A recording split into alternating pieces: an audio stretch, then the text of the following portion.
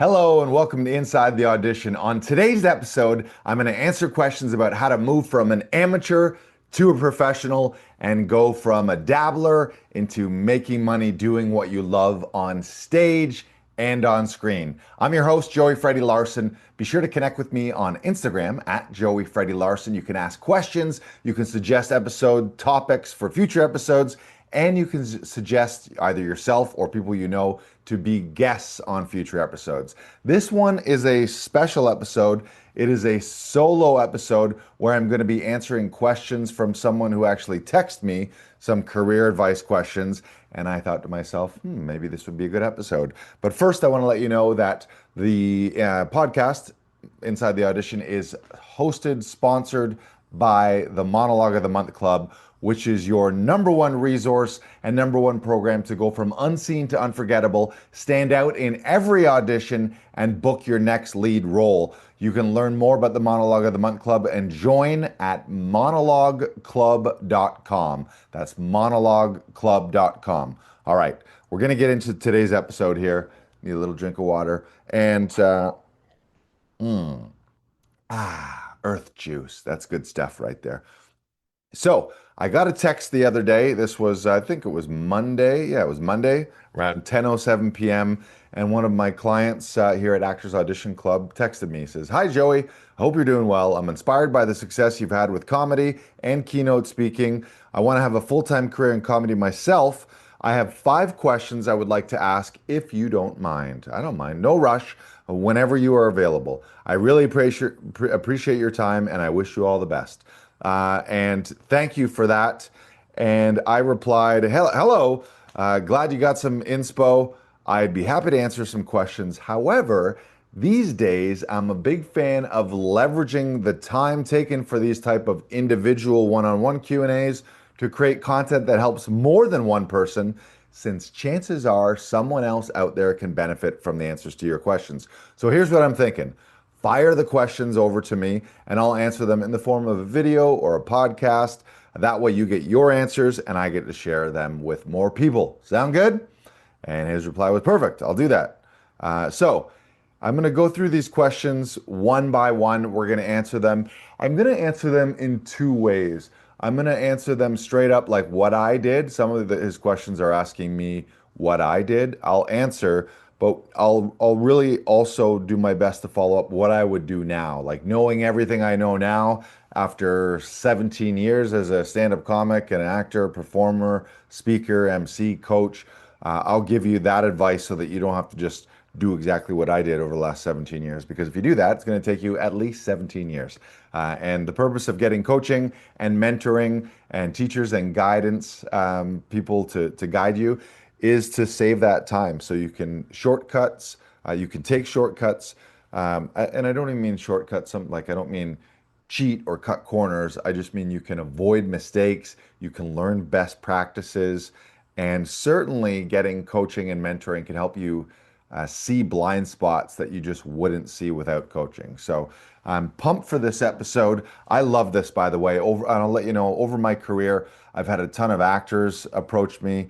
I've had comedians approach me. One of the coolest things is people who knew me before I got into any of this, before I made the leap into show business, have since asked me about how I did it, and then now they're in it as well. Like someone who was never, they were in a corporate world, knew me in a corporate world, and then they knew I became a stand-up comic, and then now they are a stand-up comic, and they shoot me a message saying, "Hey, I just want you to know you were a huge influence in me taking the leap to do this as well," and I was able to help them. So I really love that. It's one of the biggest joys in my life is helping other people, or like climbing a ladder, but then reaching back to help other people. So I really love that. I take a ton of gratitude in that, maybe more than my own personal successes right now. I think that's a big reason why I am a coach, why I'm a mentor and a teacher here, is the feeling that I get from someone saying like, "Oh my God, thank you so much. I booked that lead role," or "I did my first stand-up set at an open mic," or "I got booked for that big corporate show, and thank you for your advice and thank you for being generous with that," is one of the best feelings. It's almost like I don't have kids. I have a kid puppy here, She's actually 11, but to me, she's my baby. But I would imagine it's a little like having kids when you see them grow up and do something incredible that you help them with, the feeling of pride and joy and gratitude that you got to see them succeed and see them in a better place. That's why I'm a coach. That's why I'm a mentor. And I should also shout out in my come up, I had a ton of really generous people, comedians, actors, coaches, mentors who have helped me along the way. I would not be where I am right now with several mentors. I'll talk some of those. I'll talk about some of those a little later because there is a question specifically about mentors. So again, thank you for this. Any of your listeners out there, if you have any questions, you want some advice. And again, I'm only going to tell you, like, this isn't the be all and end all. I'm going to tell you what worked for me. I'm going to tell you what I've seen work for others. I'm going to tell you about what I've coached others and how I've helped them. But then it's up to you to navigate the world. And the cool thing and the fun thing and also the frustrating thing about this business is there's no career set path. It's different for everyone. Everyone had a different come up. Everyone had different breaks of luck and preparation meets opportunity and luck and all this stuff. So it is different for everyone. However, one of the best ways to learn how to get to the mountaintop is to ask the people coming down from that mountain. So, or wherever you want to go. You see people who've already been there, talk to them about it, get their perspective, and you can get there as well. So, question the first. What were the key steps you took to transition from part-time gigs, doing open mics and bar shows, to amateur pro-am comics, or sorry, and bar shows with amateur? I'm going to start over. What were the key steps that you took to transition from part-time gigs, and then in brackets you put doing open mics and bar shows with amateur or pro-am comics, to booking higher paying corporate events, keynotes, etc.? And then there's a sort of a part two to that. How did you handle the financial uncertainties during that shift? Um, okay. So I'm going to frame this up front. You have your journey as the artist and as the craft. You got to learn the craft. So that's different than making money. I really see getting really good at whatever the thing is that you want to do is one thing, and then learning how to make money from that or making money in general is actually something different, but we can talk separately about both. So I'll get into that. So I don't know that there was any clear for me, and I'll just be honest, and I'll answer first how my experience of this was, and then I'll give some advice on what I would do differently today.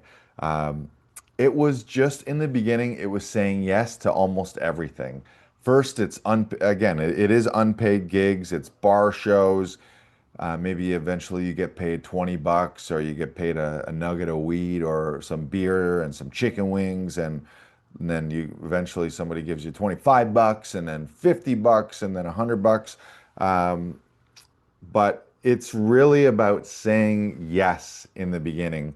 So I'm going to get into some of this is saying yes, getting your reps in. You do need your 10,000 hours. So I would say in the beginning, don't be thinking about making money on this. Just be thinking about how do I get good. And if that's a bummer to you, I would say that you don't love it enough to even bother.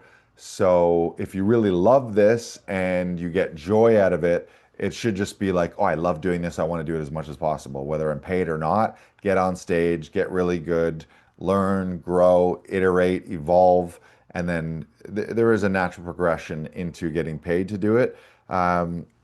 Key steps. Okay, well, I'll give you a few. Every time I did a show, I not only did my best as a comedian, but I did my best for the show, which means I didn't just blow through the light and go as long as I possibly could because, hey, look at me, I'm the man. So if I had my time, I would do my best to stick to the time. Sometimes you go over a little bit, but like you want to be respectful to the show and to the other comedians. I would always do my best to connect with the other comedians, connect with the host, connect with the producer after a show. I would do my best to be in the lobby and be out there so that other comedians or people in the audience would be there and have an opportunity to come talk to me. I always had a big feeling that shows beget shows and sets beget sets and gigs beget gigs. So what I mean by that is the more shows you do, if you do them well, the more shows you should get. It was very rare for me after I got some semblance of how to be good at this. It was very rare that I would do a show that wouldn't lead to another show. Either the host or another comedian would be like, "Oh, you should come by my show on Tuesday. I run this show over here." Or someone in the audience would come up to me and be like, "Oh, do you do this for companies or do you do private shows? My aunt's got a birthday coming up." So it was always that. So it was like the idea of do a good job, almost like in sales where you always want to get a referral so that instead of just having to like cold call people, you're getting warm leads, warm referrals. So go do a great job, connect with the host, connect with the producer, connect with the comedians, be a good human being. Above all that, like you can be the funniest guy in the world, but if you're an asshole, it'll slow you down. You probably, because you're super funny, you'll eventually rise to the top and that talent will get you there. But I don't think that being an asshole is going to speed things up for you. So be good, be kind. Don't feel like you always got to be on. Don't feel like you always got to be impressing everybody. Some of the most exhausting people I found were comedians, newer comedians who felt they always need to be on and like showing everyone else in the green room how funny they are. And it's like, why are you always doing bits? I don't mind just be funny, like be funny and be witty and goof around and laugh around. That's great. But the sense where someone feels like needy and desperate, where they're like, did you like that one? What do you think about this one? So, um, what else can I say? Yeah, so be a good human is a big one. Eventually, to get booked to bigger gigs, to get paid, there is a level of professionalism and a level of perception. So you probably need to get to the point where you have longer time, like where you have 20, 30, 40 minutes, an hour, which can take a long time to get to that point. If someone's going to pay you, you don't want to rush to be a professional and really you're not, and then you're asking somebody to pay you when you're just an amateur, and then what happens is the show goes shitty. They feel like they got ripped off. You feel guilty or shameful because you did a shit job and bombed, but got paid the most you've ever got paid. Um, so don't do that too early. Don't be in a rush. There is a sweet spot. Um, yeah, I feel like you never feel like you're fully ready, so you also don't want to wait too long. You don't wanna be like, "Oh, I'm not ready to book a big show," because you can hold yourself back there. But there is a sweet spot. So, but what I was saying about being professional, eventually you need some sort of presence, portfolio, a one pager, a pitch. So what I would do is like be very diligent at tracking all your gigs so you know where you performed, who you performed for, who you've opened for so that you can start to build things like a quick little bio, quick little resume. Obviously, video clips in 2025 are huge, so you want to be doing, I would record either video and audio of really all your sets is a great practice to get into. Yeah, because you eventually to get those bigger gigs, you got to look like a professional. So eventually you need to have professional photography so that you can be submitting a media kit if someone does make an inquiry to you. You can send them headshots. You can send them some stage shots of you for their flyers, for their poster, for their corporate website. So those are a few steps there. What else can I say is creating your own momentum is huge. This is going to be a little rambly. Like I haven't sat down and put this together in like a formal checklist or anything. So I'm just kind of spitting off the top of my head, but there's going to be gold to be mined from this. So stick with me. Hopefully you have a pen, a pencil listening to this. I'll share my best so that you can move forward. So creating your own momentum.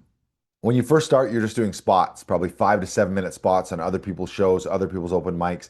Eventually, you can produce your own shows, host your own shows, run your own rooms, either that you host or you get a guest host and do a spot, or when you're at the point where you're a headliner, you can produce your own little headlining tour at multiple venues or multiple cities.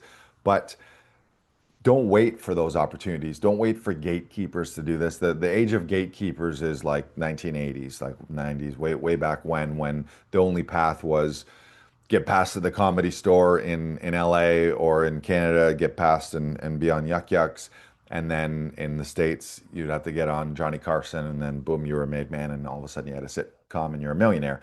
It's not like that anymore. Now you have so much agency in your own career with social media, with the phones, with all that. So you can build your own followings, you can build your own shows. So I would start hosting and producing your own shows, making sure that you get video proof of this. So invest in, like, it might be a lav mic, it might be a boom mic, it might be doing shows where you have the sound tapped into the board, whatever it is. It doesn't need to be thousands and thousands of dollars.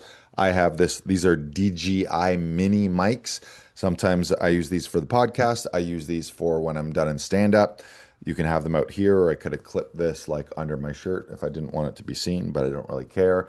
You can also just hold it in your hand, like you can do interviews with them. So invest in either a good cell phone with a good camera in it, and then decent sound, and then just record every single set.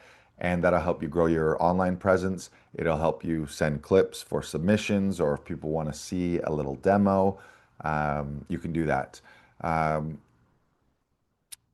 I also think for corporate gigs, you need a clear description of who you are and what your act is. Obviously, corporate, if you're doing corporate, it's likely clean. So you have to figure out how to do your thing and be funny without dropping F-bombs and without talking about shit, fuck, piss, all that stuff.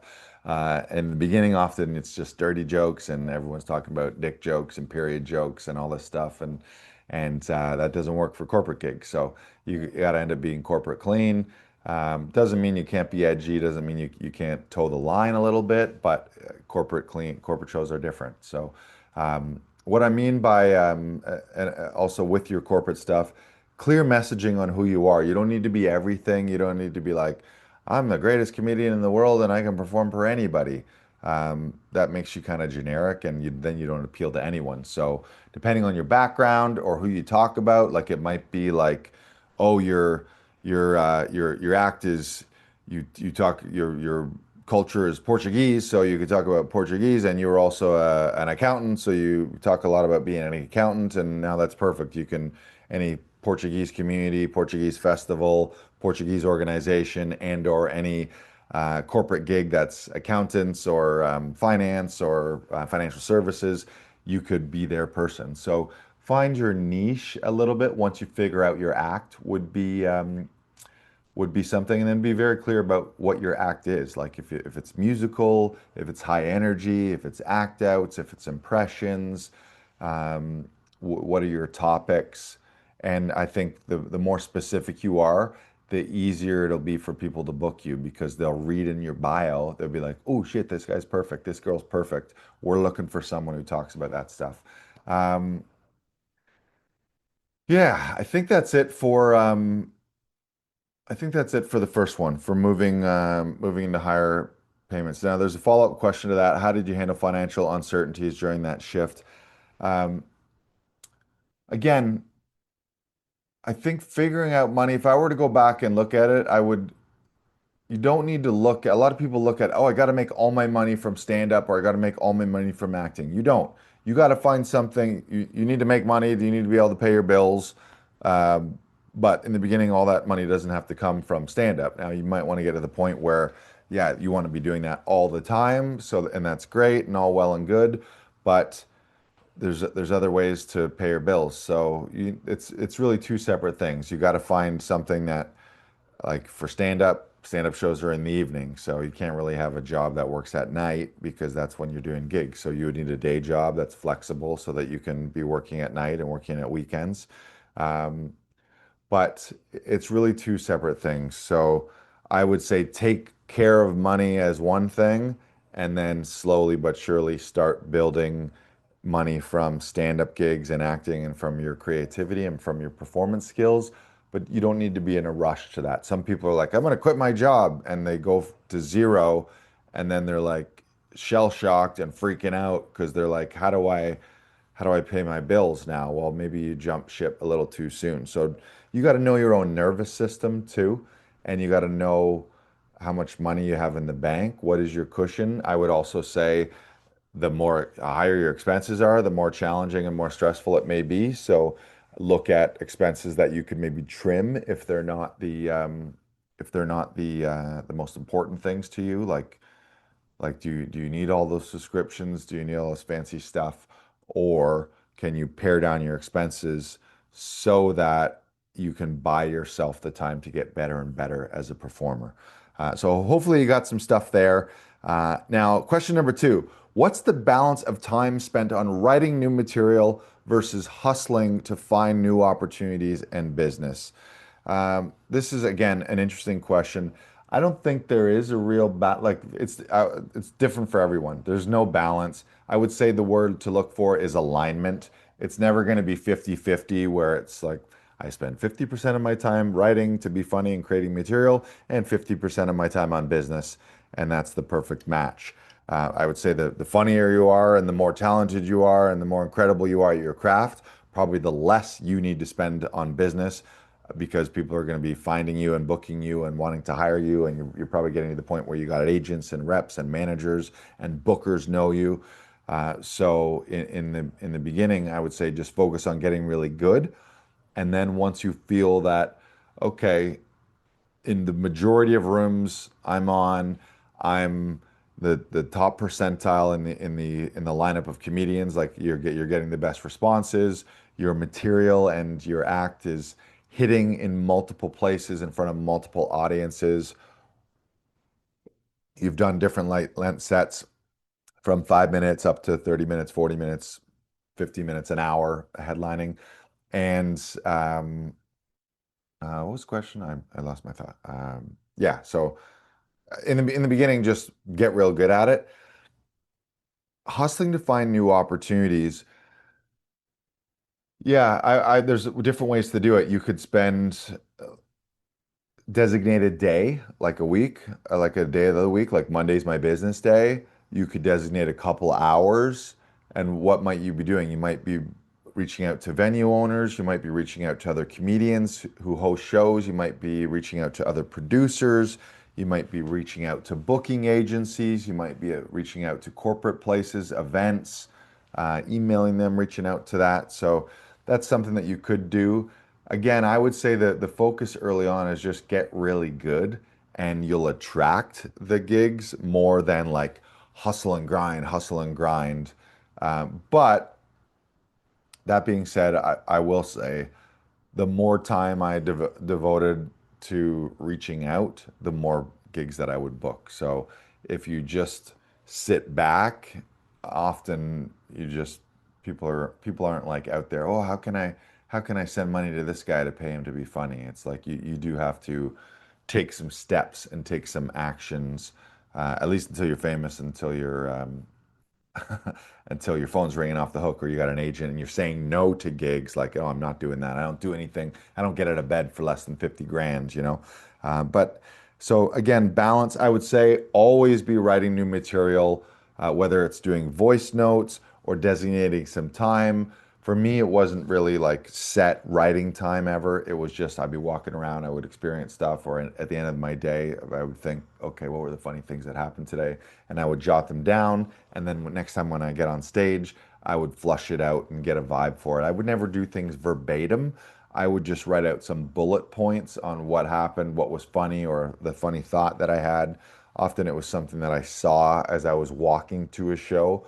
I would often build half my sets on the drive or the walk to a gig, just because I would just get in that open-minded mode and just be really receptive, be looking, be seeing, be in a playful energy, and I would see stuff. And then by the time I got to the show, half of what I had planned, I would push away, and then I would bring on these new ideas. So almost like I was writing in my head on the way to gigs. It's going to be different for everybody though. So but yeah, whatever. Again, so final answer, there is no balance. It's going to be some kind of alignment. Is that 50-50? Is it 60-40? Is it 90-10? Is it 95-5? I would say you do need both though until you have the roles need to be filled. So someone's got to be writing and creating the material, which is going to be you. So that has to happen. So just never let that stop. Eventually, if you want to be paid for it, there are some business activities that go along with it. So that's either going to be you in the beginning or it's going to be a booker or a manager or an agent or someone like that. So the roles do eventually need to be filled. Who fills them and how much time a week? I would say I can't answer that. And it's going to be different for everyone. It's going to be, yeah, just going to be different. So hopefully that helps. Number three, looking back, what role did mentorship or coaching others play in your own growth as a comedian? And how can someone like me seek out similar guidance? Great question. I actually think this is the most important question. And looking back, this is the most important thing in my career and my life as a performer, as an actor, and everything moving forward. I put so much value into mentorship and coaching. Since the pandemic, as an example, I invested in a $25,000 acting conservatory. I've invested tens of thousands of dollars into business and entrepreneurial coaching, financial coaching, voice coaching, storytelling coaching, and mentorship. I run a coaching business helping other actors shoot standout auditions. So, mentorship and coaching. And what is mentorship and coaching? It's helping you see the things that you don't see yourself. And a great coach will help you see those blind spots. They'll help you shorten some of the steps. They'll help you eliminate common mistakes that beginners make. They will help you just save time and save energy. But again, that is an investment. So, of some of my mentors early on, I was really lucky in the stand-up world. I met a guy named Jeff Leeson. Jeff had been doing stand-up since he was about 18. When I met him, I think he was in his late 20s. I was a few years older. I was this bright-eyed, bushy-tailed opener doing 5 to 7 minute spots, high energy. I was doing really well in shows, but I didn't really know what I was doing, and I had a really short career at that point. Like I was brand new. Jeff saw something in me. We vibed and we got along as human beings, and we became friends.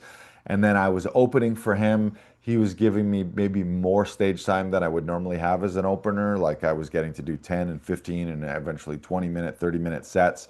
And then there were some times where I was touring with him where really he was the headliner, but really we were splitting the show. I was doing 30 to 45, and then he was doing 45 minutes to an hour. So I would doing a lot of stage time. So, and Jeff, getting to tour with him, I would ask him a lot of questions about his prep and on stage and a lot about the business. And he was being booked at comedy clubs. So I would ask him how the comedy clubs worked, how those bookers worked, how to reach out to comedians. So early on, find the veterans. So some of my advice to you is don't just go to open mics.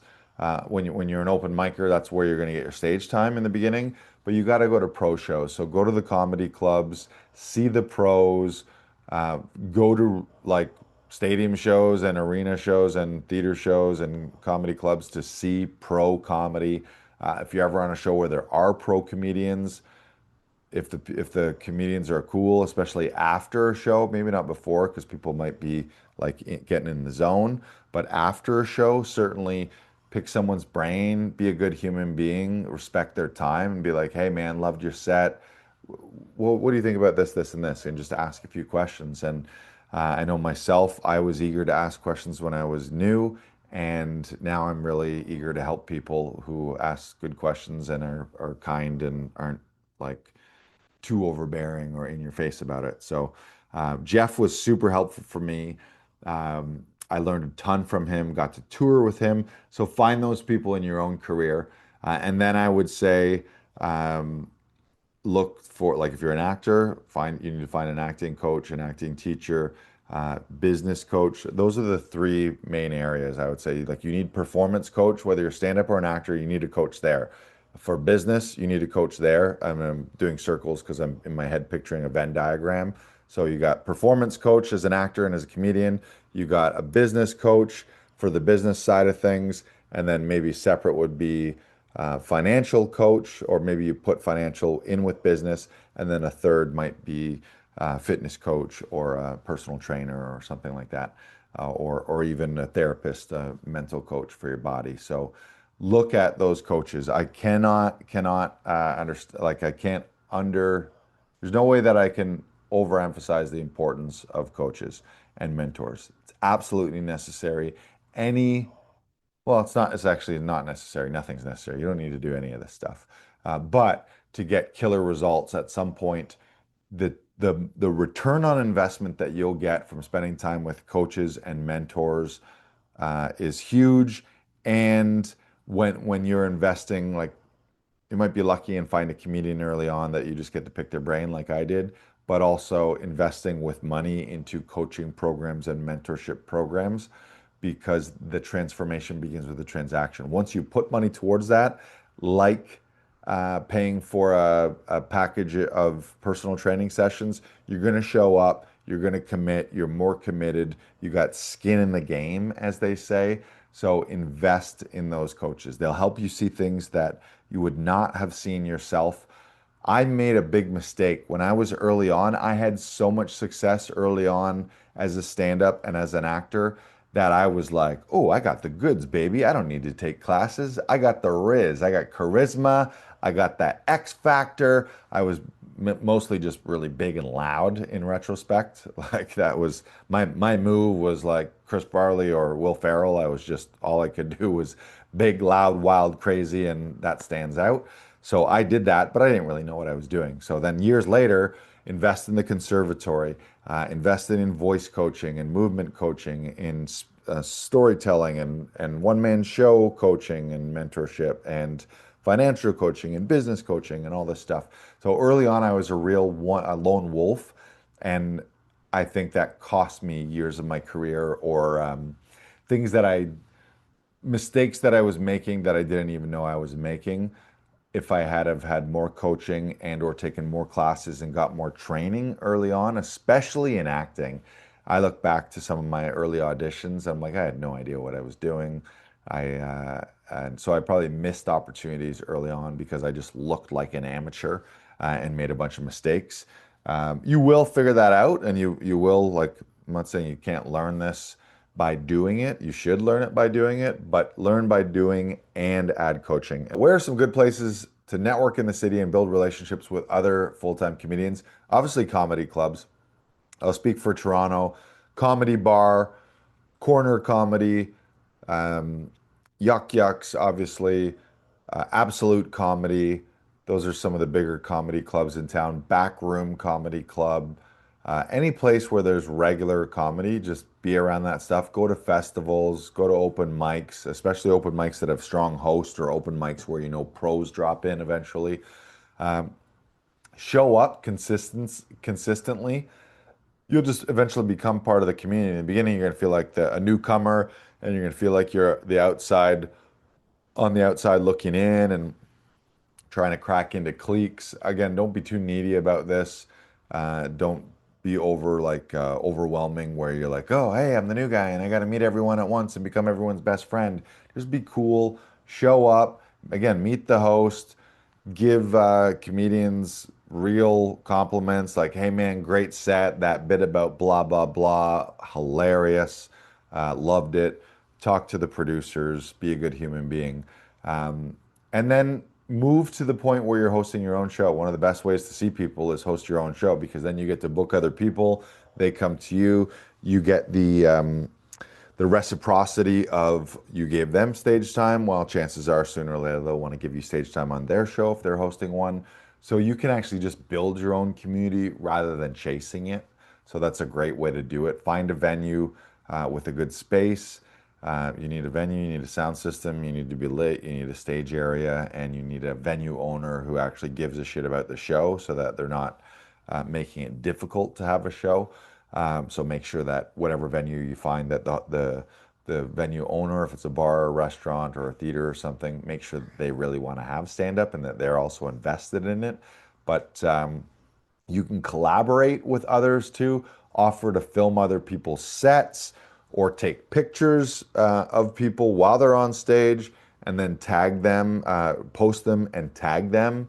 Hey man, great set. Like that's a real organic way to do things. Like again, I would go to stand-up shows with some people I would know them, some people I was really good friends with them, some people were new, snap some pics, snap some quick little videos, tag them and be like, hey, love this show. You got to go see this guy. And you build some goodwill with those comedians and you give them a reason for them to chat with you is another thing that I would do. So share rides. One of the great things to do if you have a car, you're ahead of the game.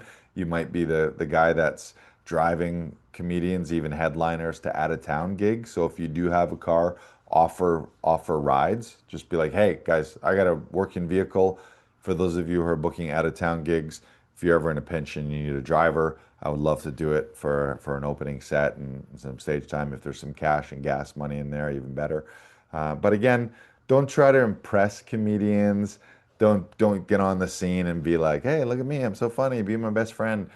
Just you want to be a good hang, and when people are around, be a cool dude, good person, and don't make it all about shop talk everywhere. Like sometimes you just need to just enjoy the now and don't think about business and don't think about the hustle of it all. So, question 5.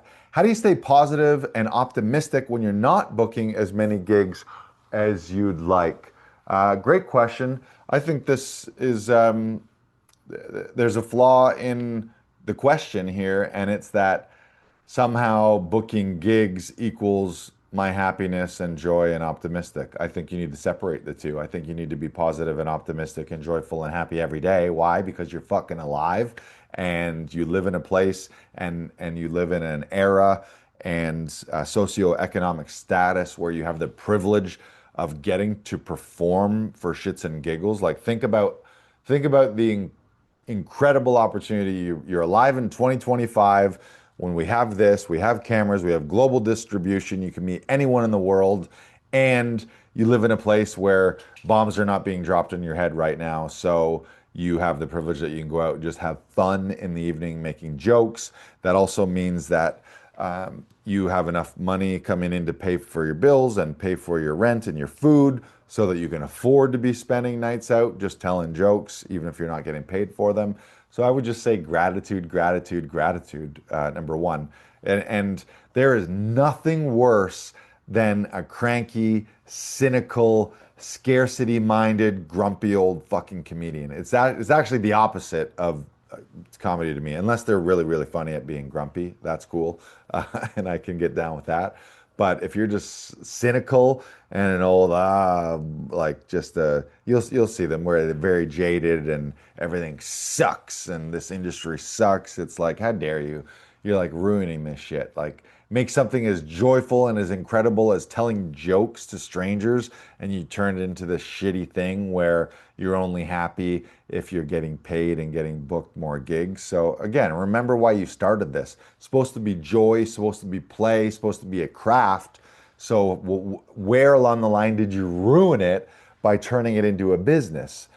So remember, there needs to be joy. Yeah, if you make the decision you want to be a professional, you do have to get paid, and you got to have that income coming in, but that should not be linked to your happiness. So anything external, like your happiness shouldn't come from booking a certain festival. It shouldn't come from getting paid a certain amount. It shouldn't come from you opened for a certain amount of people, or you performed in front of a certain amount of people in a cool venue. None of that should really affect you. You just want to be really good at what you do. Of course, you want to be making people laugh, but I think it's completely separate things. So I'll say a few more things about that. You're going to have slow seasons. You're going to have ups and downs. There's ebbs and flow. It's actually universal law that, like law of rhythm, like the tide comes in, the tide goes out. Our breath comes in, our breath goes out. It's night, then it's day. It's summer, then it's winter. So there is a rhythm, there is a flow. Ideally, it's not huge ups and downs like it's a roller coaster, so that it's tough on your nervous system. But the more like Zen-like and the more consistent you can be, unshakable, unflappable, you're alive every day, you get to do something you love. That should be your starting point every day. Wake up, be like, oh my God, I'm alive. And then, oh, I get to go tell jokes, even if it's an open mic for no money. That's pretty fucking cool. How privileged that you got to be. That means you have enough money to afford to do that. And you're not having bombs dropped on you. And you live in a society that allows free speech and allows people to gather and talk about sometimes some crazy shit. So shift your focus to creation as well. If it's in between paid gigs, those paid gigs are one way to look at it is they're just paying you for the investment, the time you've invested into the craft. So when you do get paid, that's like back pay for all the open mics and all the behind the scenes training that you did and the classes that you took and the writing sessions. So it's like you're getting eventually you're getting paid on all the upfront work that you did. So all the things you did behind closed doors that nobody was looking. Everyone when somebody like sells out Madison Square Garden, you're like, oh my God, look, they're getting so much money to do this. But yeah, behind the scenes, hours and hours and hours and hours and hours of work, all the unpaid gigs and everything on the come up. And now it's almost like they're getting back pay for that. So in between gigs, just go back to creation. If you're ever feeling I think if you're ever feeling unhappy, it's you can move your body instantly and you create that energy and you create that uh, movement and flow within you, or you create by writing or making videos, a film, a sketch, whatever you want to do. So just go into in creation mode. Remember that joy is your fuel. Like for me now, it's like no matter where I go, I make a commitment. I'm showing up in joy. I'm showing up in humor. I'm showing up in love. I'm showing up in growth. I'm here to make things better for everyone. I'm not thinking about me as much. I want to do a good job, yes, but I'm thinking my job is to bring this crowd of people together and make this a fun experience. So I get that off me. And if I quote unquote fail at doing that, if my intention was good, my intention was to come to this gig and do a good job, and if it doesn't land, then it doesn't land. But it doesn't affect me as much one way or the other. You want to serve again, serve instead of spiral. So you could be helping another comedian, you could be volunteering, you could be helping someone else. You could show up to other shows. Maybe you don't have stuff booked, but show up to another show that you're not booked on, and maybe they're like, "Hey, you want to do a spot?" Or shoot a set for another comedian, and then they're like, "Oh, thanks so much for doing that, man. Why don't you come to this next show? I'm doing this one around the corner, and they got spots." So you can always figure it out. But yeah, don't ever find yourself like depressed and oh, woe is me.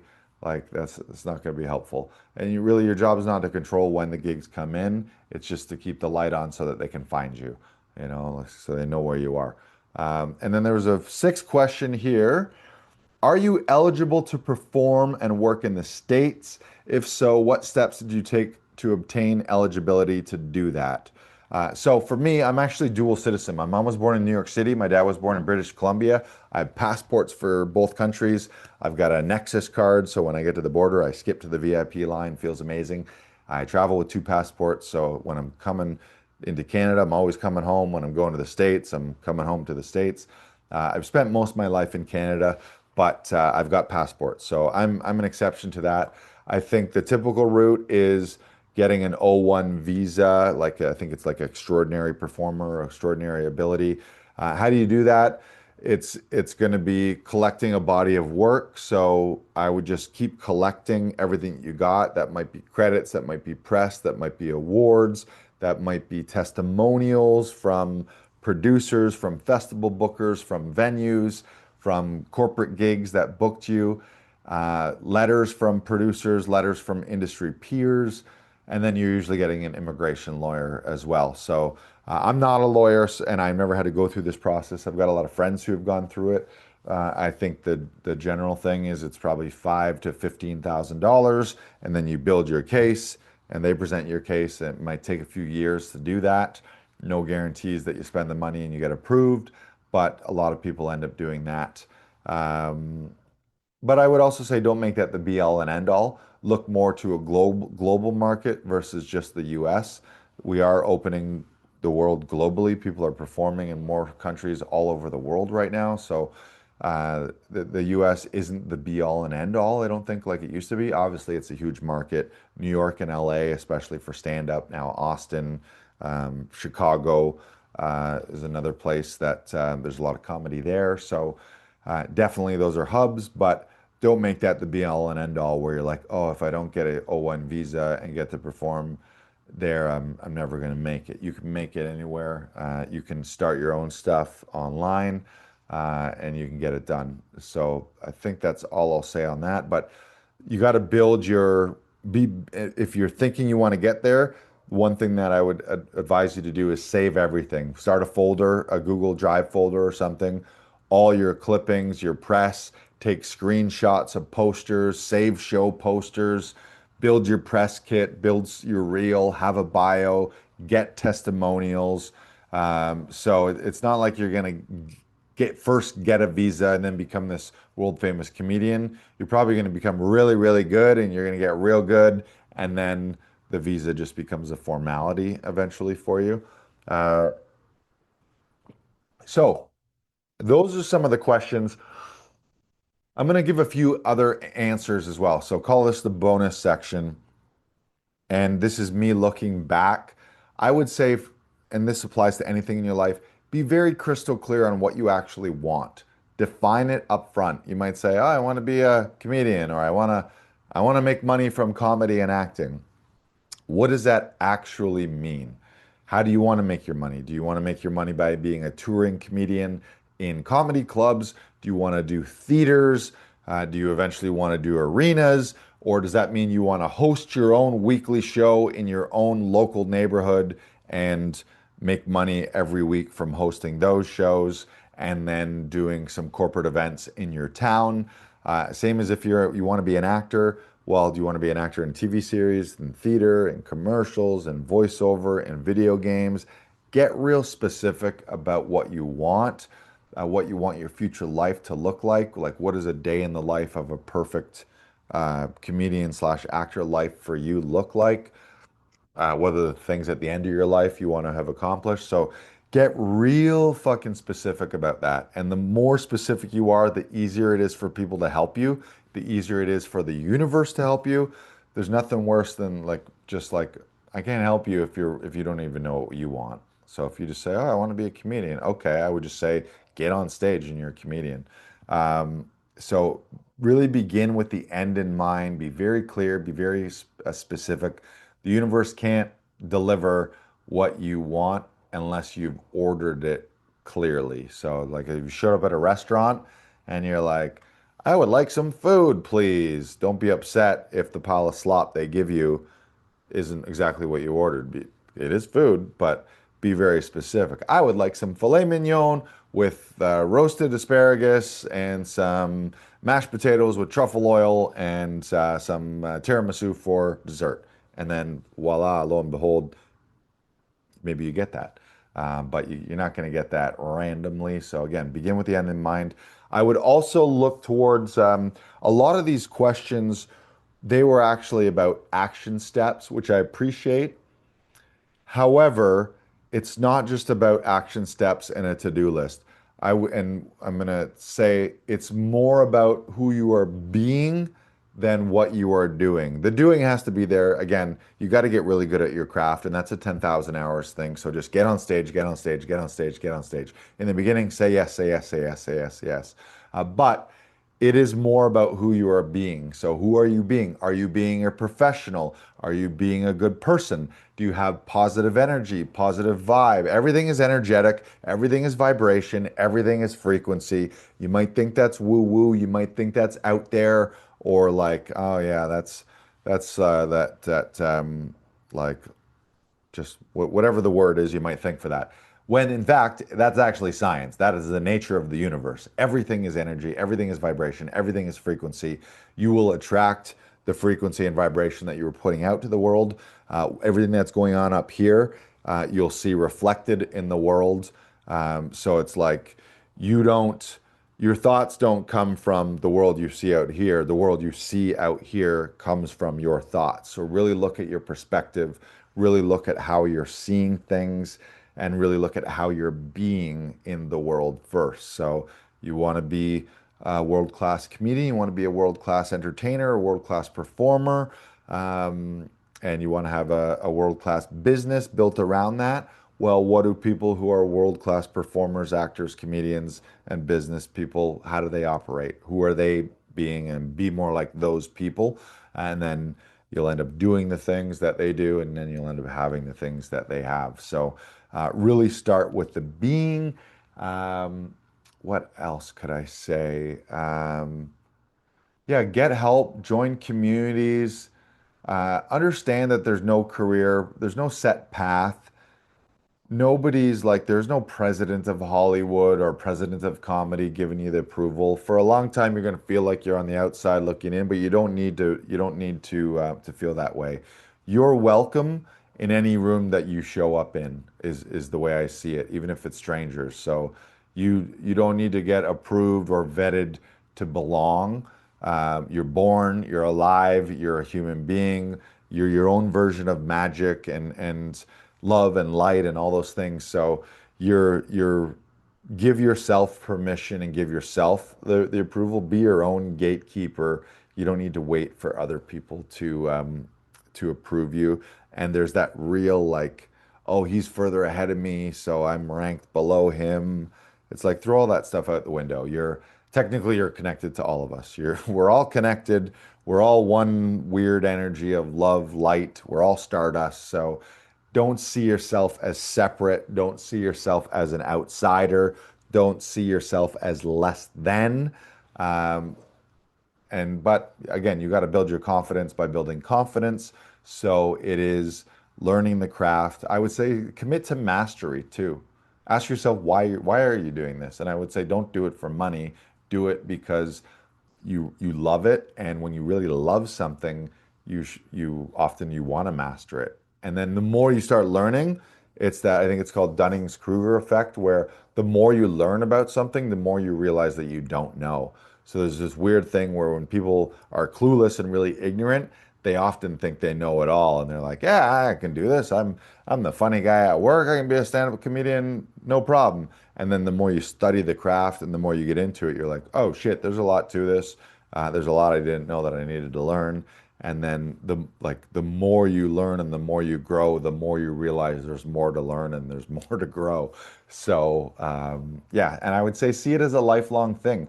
I early on was really like I thought I was going to be like I think I remember I started in 2009, and somewhere in a journal I had in like 2012 or 13 like I am a world famous comedian making $1 million a year and had all these things.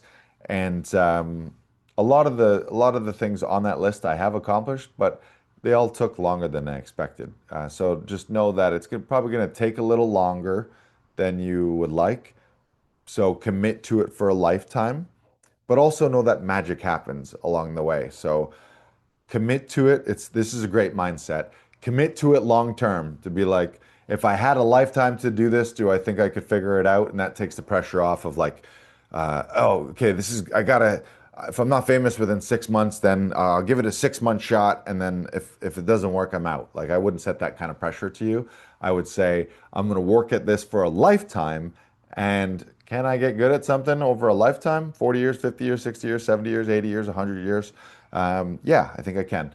And then that takes some of the pressure off. And then also know, though, that magic happens, miracle happens. You're only ever one performance, one audition, one connection, one conversation away from your life changing. So live in that duality of those opposites. I'm in it for the long haul, and I'm ready, baby. Shit's gonna change.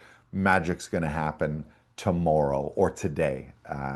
Wake up with today's the day that everything goes amazing and my life changes. And then you look in that frame, you go out into the world looking for good things. Excuse me. You go out in the world looking for good luck, looking for good opportunities, looking for network opportunities, and you're probably going to have a little lighter step and a little smile, and you're just like, hey man, life is good and I'm out here for it. I'm here for all of it. I'm here for the ups. I'm here for the downs. Ain't nobody gonna knock me out. And if they do knock me down, I'm gonna get back up again. And then you become really unstoppable. You become, as my friend Dania Douglas Hunt says on her podcast, you become unfuckwithable. By the way, check out that podcast, Unfuckwithable, Dania Douglas Hunt. We had her on this show back in the summertime, I think. Check out our episode, but it was incredible. So you can become unfuckwithable. So I think we're getting to the end of this one. If you are serious about performing and investing in your craft, finding your voice, join a community that helps you stay consistent. Here for us, that's the Monologue of the Month Club. You can learn more about that at themonologueclub.com. What do we do inside that? We help you go from unseen to unforgettable. We help you stand out in all of your auditions. And ultimately, we help you book your next lead role, whether that's as a comedian or as an actor in TV, film, theater, commercials, voiceover, video games, all of those things. So, big thank you for that question today. If you have any questions, you can DM me on Instagram at Joey Freddy Larson. You can also hit me up at joeyfreddylarson.com. You'll see everything that I'm doing there. You can join any of my online courses and workshops there if you are an actor or performer.